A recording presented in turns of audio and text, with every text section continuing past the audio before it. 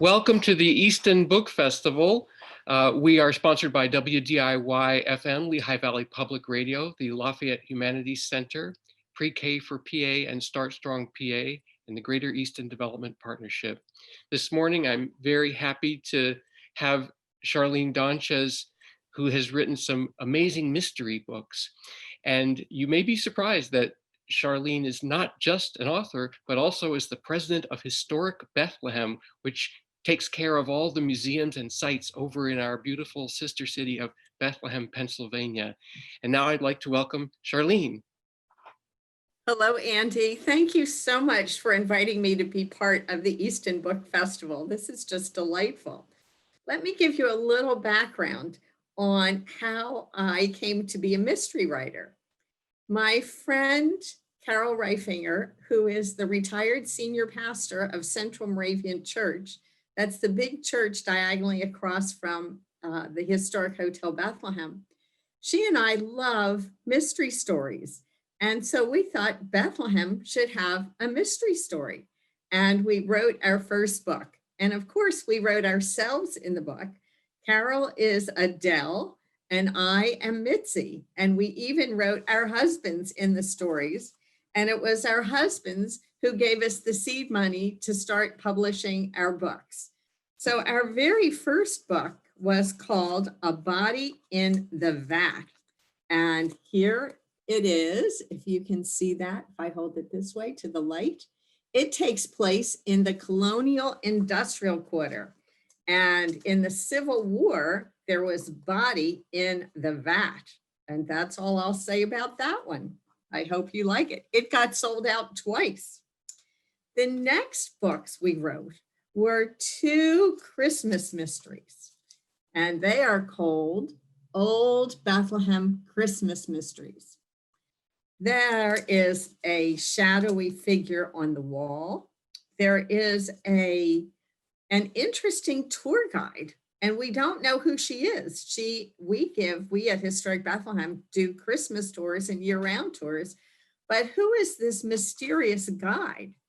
And you may or may not know about a Moravian Christmas puts. That's the telling of the Christmas story in miniature. Well, someone steals the wise men. Why would anyone want to steal the wise men? Well, that's all I'm going to say about that one. Now, let me tell you a bit about the next book. The next book is called Moravian Sugar Cake Mysteries. And there's a picture of sugar cake on the cover, Moravian Sugar Cake Mysteries. Moravian sugar cake is what it sounds like. Lots of sugar and lots of butter and absolutely delicious. And so there was a contest to find out who was making the best sugar cake in Bethlehem. And my goodness, what happened with that sugar cake? And there was also a mysterious dollhouse that arrived at the back door of the Kemmerer Museum. The Kemmerer is one of our museums in downtown Bethlehem, and it is a decorative arts museum. That means it tells the stories about all the things we surround ourselves with, from tea towels to furniture to paintings, anything that you would think of putting in your house. How was it designed? Why was it designed that way? But an interesting thing about the Kemmerer Museum is that we have 44 antique dollhouses and buildings and 6,000 teeny tiny pieces and people that go in the dollhouses. And so this story tells about a mysterious dollhouse that arrives on the scene. As you can tell, all of our books are set in downtown Bethlehem, right in the heart of downtown, between where the historic Hotel Bethlehem is located and where City Hall is located in Bethlehem, for those of you who may know where that is. Carol and I decided to put all our stories there as a way of helping people understand who are the Moravians and what was happening and why is it important for all these to save all these buildings. In fact, Historic Moravian Bethlehem has been shortlisted for nomination to the World Heritage List. And the World Heritage List is a list of places like the Great Wall of China that are important to all the world. So we're waiting to find out if we're going to be one of the next sites. So this is a way of telling wonderful stories, mysterious stories. All the places are real, but everything that happens is not real. It's all fiction. Now let me tell you about book number 4. Book number 4 is called A Murder in God's Acre. And it's a very interesting story. And let me give you a little bit of a hint. Murder may not be what it seems to be. And I won't keep this part of the mystery. Murder can be interpreted in 2 ways. Murder can be a killing, but in Old English, murder can be a flock of crows. And the crows come every fall to God's Acre. You must be wondering what God's Acre is. God's Acre is a cemetery. It's actually the oldest cemetery in Bethlehem. The size is about an acre, and the first burial took place in 1742. So it's a very old historic cemetery. And this story takes place here in the cemetery. And it's very interesting because Cinnamon, Carol's dog, let me stay in character. Adele's dog runs away and finds a body in God's Acre. And when Adele goes to find out and call for help, the dog disappears and so does the body. So whatever happened? Well, Adele has 2 grandchildren, Greg and Erica. They are a brother and sister, and they are in middle school. So for those of you who are middle schoolers, this story involves her grandchildren.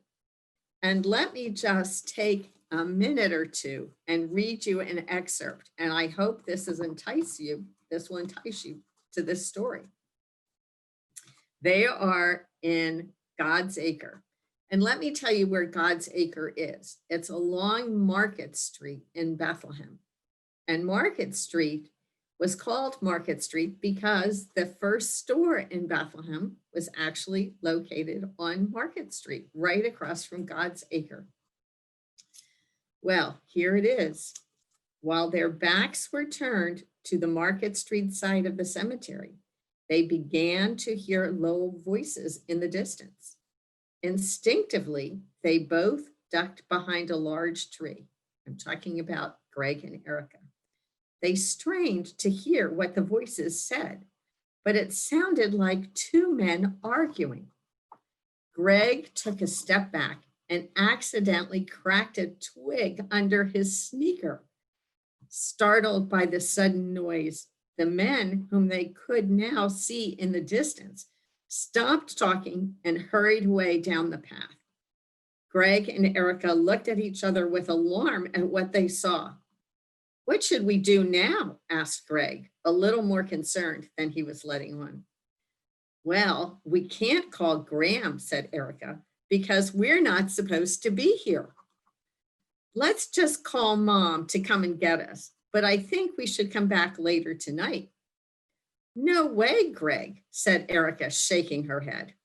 "I don't think that is a good idea to come back after dark." Greg shook his head to agree, but knew full well that he would be returning even if his sister wouldn't. Well, the story continues. After dinner that evening, Greg went up to his room and stared out the window at the dark skies. How could he get to God's Acre tonight, he thought. Something strange was going on up there, and he wanted to find out what it was. It had to be connected to the body that Cinnamon discovered. Remember, Cinnamon is the dog. God's Acre wasn't all that far away from their house on High Street. If he could get his bike out of the garage at night and follow the alleys, he could easily cross the one big street that bordered the graveyard. He slipped out of his bedroom and into the hallway, hesitating for a moment at Erica's bedroom door. They did everything together, and this was such a big mystery to solve. But Greg decided not to ask her to come along. Besides, she would try to talk him out of it anyway. He crept down the steps and opened the door to the garage. The big door was open, fortunately. His dad must have forgotten to close it after he came home from work. Greg was thrilled. You all know how noisy a garage door can be. Well, retrieving his bike from the back of the garage, he wheeled it out through the open door and pedaled away. The night was cool, but not too cold that it mattered that he didn't wear a jacket. As he rode closer to the cemetery, he heard the increasing noise from the crows making their nightly visit. He parked his bike next to the fence and walked around the graveyard, staying in the shadows as much as possible. From another angle, he approached the area where they had seen the two strangers this afternoon. Then he sat on a bench and waited for what seemed like an hour, although his watch said 15 minutes. It was kind of creepy in here at night, he thought, wondering, too, if there really were some colonial ghosts who haunted the grounds. Suddenly, he heard voices coming from the far corner of the graveyard, close to Market Street. Well, I hope that piqued your interest in A Murder at God's Acre. Carol and I, my co-author, have had a wonderful time writing these 4 mystery books. And people ask us, how do we write them? Are we writing them together? Actually, we each write parts and then we edit each other's work. So it turns out that it sounds like it's coming with one voice, that it's only one author who is writing. So we have had a wonderful time sharing these stories and the history of our community with the public. And we hope that you will enjoy them too. Thank you so much, Charlene. That was an amazing and exciting reading. And if anybody wants to get these books, there are 4 of these wonderful mysteries. They can get them at Book and Puppet Company in Easton. And also, I'm going to post a link to the historicbethlehem.org website where Charlene is the president. And in the gift shop, there are all 4 books available for purchase. So, may I add one thing? Yes. I just want to explain to your listeners that Carol and I do not take any proceeds, that the funds that are raised by the sale of these books is divided equally between Central Moravian Church and Historic Bethlehem Museums and Sites to continue to preserve the history of our community. Thank you. And so parents, you can know that you're helping to support Historic Bethlehem with purchasing these books. So that's an extra reason to get them. So again, I will post a buy button underneath this video, so you'll be able to do that. So thanks again to Charlene Donchez-Mowers for presenting her books, and thank you for watching. The Easton Book Festival is supported by WDIY-FM, Lehigh Valley Public Radio, the Greater Easton Development Partnership, and the Lafayette Humanities Center. And we'll see you at our next show. Bye. Bye. Thank you. Bye.